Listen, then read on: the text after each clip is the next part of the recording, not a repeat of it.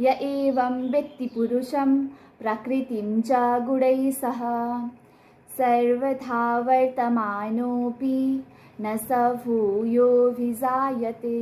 पुरुष अर्थात् परमात्मा र आत्माको वास्तविक स्वरूप र प्रकृतिको गुणहरूसँग आत्माको सम्बन्धलाई जसले राम्ररी बुझेको छ र जसले जान्दछ कि आत्मा साक्षी अशरीरी र शुद्ध छ, प्रकृतिसँगको सङ्गतिले आत्मा बन्धनमा परेको छ र परमात्मा श्रीहरिसँग शरण लिनु नै मोक्षको उपाय हो।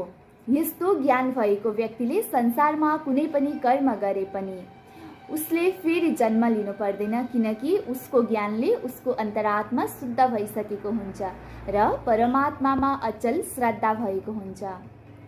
वास्तविक मोक्ष कर्म त्यागेर हैन, भगवानमा पूर्ण शरण लिएर हुन्छ।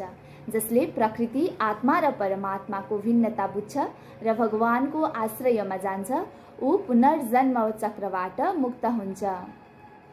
बाह्य व्यवहार जस्तोसुकै भए पनि सांसारिक कर्तव्यहरू पूरा गर्दै यदि आत्मिक दृष्टिले शरण, ज्ञान र भगवानमा प्रेम छ भने जन्म मृत्युको बन्धन समाप्त हुन्छ।